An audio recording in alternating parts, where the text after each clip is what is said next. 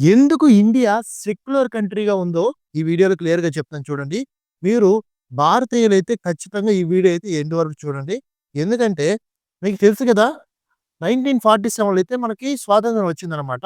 1947లో మన భారతదేశం అయితే 2 ముక్కలైందనమాట. ఒకటి పాకిస్తాన్‌గా, ఇంకోటి ఇండియాగా అనమాట.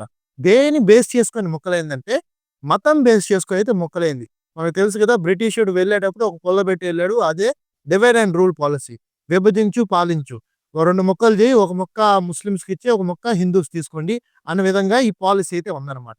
సో, ఇలా డివైడ్ అయిన తర్వాత డివైడ్ అయిన పాకిస్తాన్ ఏమో ఇస్లామిక్ నేషన్ అయితే, ఇంకొక మాటైన ఇండియా అయితే సెక్యులర్ నేషన్‌గా ఎందుకు ఉంది? ఎందుకు హిందూ నేషన్‌గా మారలేదనే విషయాన్ని క్లియర్‌గా చెప్తాను చూడండి. ఈ మధ్య చాలా ఇన్‌స్టాగ్రామ్ రీల్స్ చూస్తున్నాము. చాలామంది ఏంటంటే, ఎందుకు ఇండియా ఇంకా సెక్యులర్‌గా ఉంది? ఇండియాని హిందూ నేషన్‌గా డిక్లేర్ చేయండి అంటుంటారు కొంతమంది. కొంతమందొచ్చేసి ఇండియా సెక్యులర్‌గానే ఉండాలి.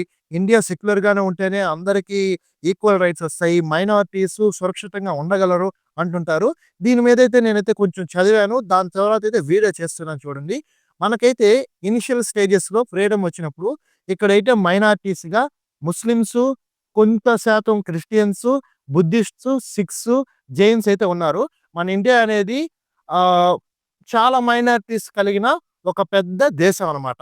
ఇక్కడ ఇనిషియల్ స్టేజెస్‌లో కాంగ్రెస్ గవర్నమెంట్ నాయకులు నెహ్రూ గారు, సర్దార్ వల్లభాయ్ పటేల్ గారు వీళ్ళు ఏం బిలీవ్ చేశారంటే, మనం ఇండియాని హిందూ నేషన్‌గా మారిస్తే మైనారిటీస్ ఇన్‌సెక్యూర్‌గా ఫీల్ అవుతారు.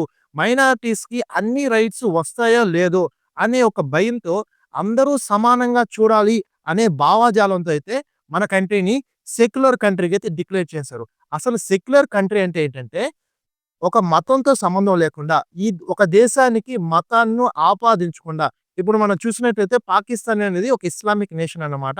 అలాగే బంగ్లాదేశ్ అనేది ఒక ఇస్లామిక్ నేషన్. మనం యూకే చూసినట్లయితే అదొక క్రిస్టియానిటీ నేషన్. ఇదే విధంగా మన ప్రపంచంలో చాలా countries Islamic countries and Christianity countries and Buddhist countries కూడా ఉన్నాయి. బట్ మన కంట్రీ వచ్చేసి మన కంట్రీలో అందరూ ఉంటారు. అందరిని సమానంగా చూస్తాం కాబట్టి మనం వచ్చేసి మన కంట్రీకి సెక్యులర్ కంట్రీ అని అయితే ఇచ్చుకున్నామనమాట. ఈవెన్ దో మన స్వాతంత్రం వచ్చినప్పటి నుంచి సెక్యులర్ కంట్రీగా ఉన్నా గాని, అఫిషియల్‌గా కాన్స్టిట్యూషన్‌లో అయితే సెక్యులర్ అనే నేమ్ లేదనమాట.